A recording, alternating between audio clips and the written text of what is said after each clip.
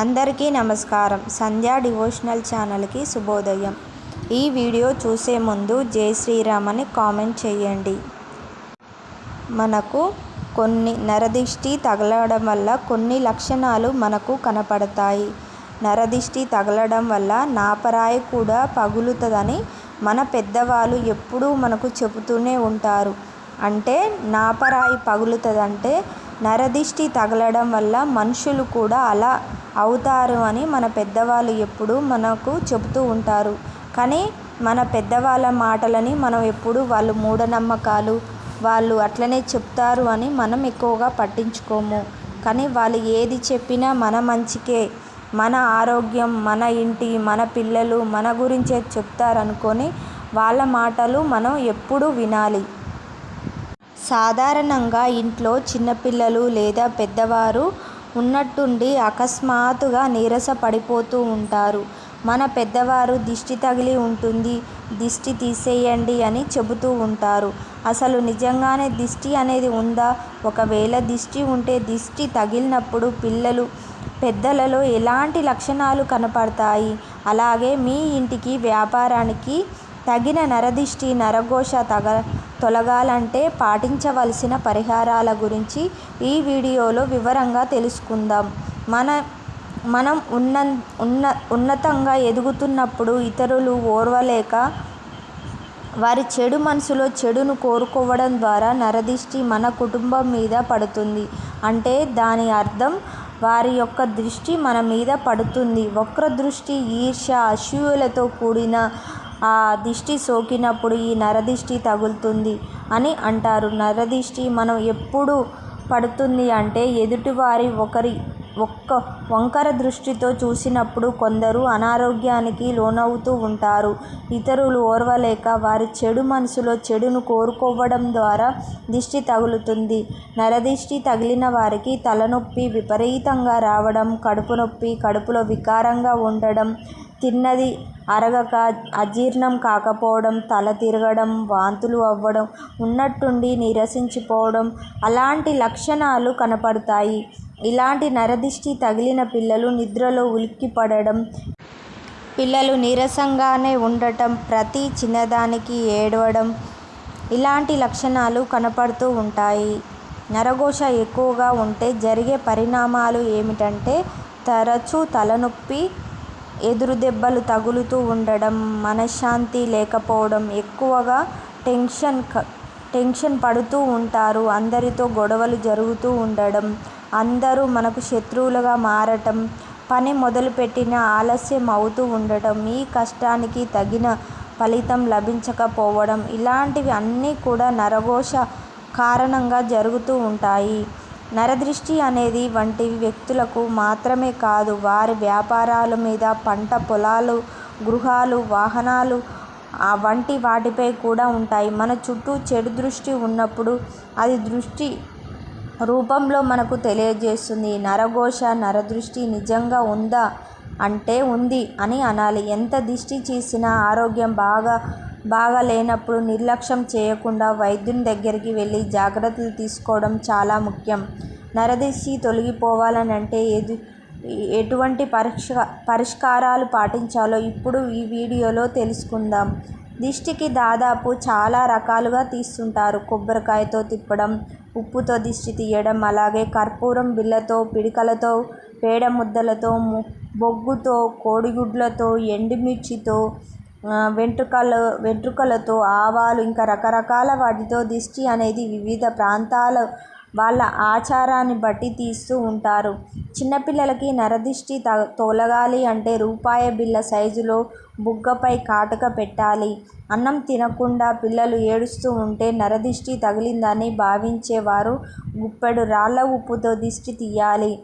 5 ఏళ్లు దాటిన పిల్లలకు అన్నం పళ్ళెంలో పసుపు కుంకుమ కలిపి వాటితో దిష్టి తీయాలి. ముఖ్యంగా కర్పూరంతో దిష్టి తీయాలి. అప్పుడప్పుడు పిల్లల కింద పడితే కర్పూరాన్ని తీసుకొని పిల్లలకు 3 సార్లు తిప్పి దిష్టి తీయాలి. కర్పూరం కరిగినట్టు దృష్టి కూడా కరిగిపోతుందని విశ్వాసం. అదేవిధంగా పసిపిల్లలను చీకటి పడిన తర్వాత మిట్ట మధ్యాహ్నం సమయంలో బయట తిప్పకూడదు. అన్నం తిన్న తర్వాత దిష్టి తీస్తే దానివల్ల ప్రయోజనం ఉండదని చెబుతున్నారు. చిన్నారులకు దిష్టి తీసేటప్పుడు వారి వద్ద పొరుగింటి చిన్నపిల్లలు ఎవరూ ఉండకూడదు. అలాగే చిన్నపిల్లలు నిద్రపోతున్న సమయంలో వారికి ఎట్టి పరిస్థితుల్లో దిష్టి తీయకూడదు. కర్పూరంతో దిష్టి తీస్తే ఇంకా మేలు జరుగుతుందని పెద్దలు సూచిస్తూ ఉంటారు. ఒక చెంచాడు రాళ్ళ ఉప్పును ఎడమ చేతి గుప్పిట్లో తీసుకొని ఇరుగు దిష్టి, పొరుగు దిష్టి, తల్లి దిష్టి అన్నీ తుడిచిపెట్టుకొని పోవాలి అనుకుంటూ బిడ్డ చుట్టూ ఎడమ నుంచి కుడికి, కుడి నుంచి ఎడమకి 3 సార్లు తిప్పాలి. చేతిలో ఉన్న ఉప్పును పక్కన ఒక ప్లేట్లో పెట్టి విధంగా మరో 2 సార్లు చేతితో నీటితో బిడ్డ కళ్ళకు తుడిచి దిష్టి తీసిన ఉప్పును ఎవరు తొక్కని చోట విడిచిపెట్టాలి. అలాగే నిమ్మకాయలతో 3 సార్లు అలా ఎడమ నుంచి కుడికి, కుడి నుంచి ఎడమకు 3 సార్లు తిప్పి ఎవరి తొక్కని చోట పడవేసే నరదిష్టి అనేది పోతుంది.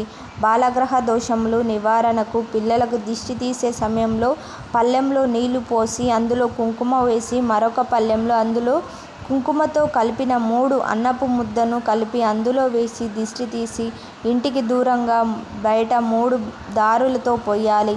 ఇలా చేస్తే బాలగ్రహ దోషాలు పోవును. దిష్టి తగిలిన వారికి ఉప్పు, మిరపకాయలు వంటివి తల మీదుగా చుట్టూ తిప్పడం అంటే ఇతరుల నుంచి ప్రవేశించబడిన విద్యుత్ కిరణాలు వలయాన్ని విచ్ఛిన్నం చేయడం అన్నమాట. ఇలాంటి పరిస్థితులలో మనం కొన్ని నామాలను స్మరించడం వల్ల, ఆ స్తోత్రాలను చదవడం వల్ల దిష్టి ప్రభావం నుంచి వెంటనే బయటపడవచ్చు. నరఘోష ఉన్నటువంటి వారు నరసింహస్వామి యొక్క చిత్రపటం ఒకటి ఎల్లప్పుడూ జేబులో ఉంచుకోవాలి. ఆంజనేయ స్వామి ఉపాసించడం లేదా ఈశ్వర ఆ పరమశివుణ్ణి ఆరాధించడం, శ్రీరాముని ఆరాధించడం, వీరభద్రుడు, కాలభైరవుడు, కాళికా, దుర్గామాత తదితర దేవతలను ఆరాధించడం చేయాలి. సంధ్యా సమయంలో దీపం పెట్టడం, అగరవత్తులు వెలిగించడం, సాంబ్రాణి ధూపం వేయడం, కోడిగుడ్డును 7 సార్లు దిగదూర్చుకొని 4 వీధుల రోడ్లలో ఉంచి దానిపై నీళ్లు పొయ్యడం వంటి చేస్తారు.